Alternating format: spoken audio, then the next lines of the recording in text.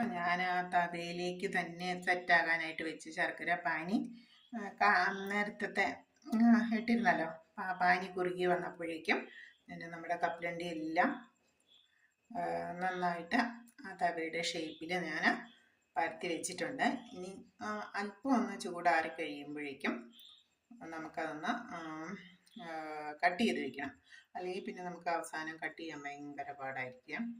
അപ്പോൾ ഇപ്പം ചെറിയൊരു ചൂടോട് കൂടിയാണ് നമുക്കത് തൽക്കാലം ഒരു ഷേപ്പിട്ട് വെക്കാൻ പറ്റും. എന്നിട്ട് നന്നായി തണുത്ത് കഴിയുമ്പോൾ നമുക്ക് ഒടിച്ചെടുത്ത് കഴിഞ്ഞാൽ നമുക്ക് സൂപ്പർ കടല മിഠായി കിട്ടി. പിന്നെ നമുക്ക് കടല തന്നെ, അത് പച്ചക്കടലയാണ് ഞാൻ വാങ്ങിയത്. പച്ചക്കടല വാങ്ങി നമുക്ക് വറുത്ത് കുട്ടികൾക്ക് വെറുതെ ഒക്കെ ഇരിക്കുമ്പോഴത്തേക്കും അവർക്ക് കുറിക്കാനായിട്ട് നമുക്ക് കൊടുക്കാൻ പറ്റും. ഇങ്ങനെ കപ്പലണ്ടി മിഠായി ഉണ്ടാക്കി വെച്ചേക്കുവാണെങ്കിൽ വലിയവർക്കും കുട്ടികൾക്കും ഒക്കെ ഇടയ്ക്ക് വെറുതെ ഒരു സ്നാക്സ് പോലെ നമുക്ക് കടയിൽ നിന്ന് വാങ്ങാതെ നമുക്ക് എടുത്ത് കഴിക്കാൻ പറ്റും. പിന്നെ നമ്മൾ ഉണ്ടാക്കുമ്പോഴത്തേക്കും നമുക്കൊരു ടേസ്റ്റും ഉണ്ട്.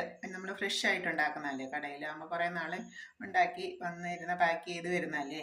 ഇത് നമ്മൾ വീട്ടിലുണ്ടാക്കുമ്പോൾ അതിൻ്റെ ഒരു ടേസ്റ്റ് ഫ്രഷ് ആയിട്ടുള്ളൊരു ടേസ്റ്റും ഉണ്ട്.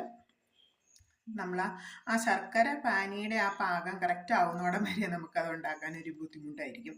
അത് കറക്റ്റ് നമ്മൾ മനസ്സിലാക്കുന്നോടം വരെ മനസ്സിലാക്കി കഴിഞ്ഞാൽ നമുക്ക് കുറച്ചെടുത്ത് നമ്മൾ ആദ്യം കുറച്ചെടുത്ത് നമ്മളൊന്ന് ചെയ്ത് നോക്കണം. അങ്ങനെ നമ്മൾ പഠിക്കും.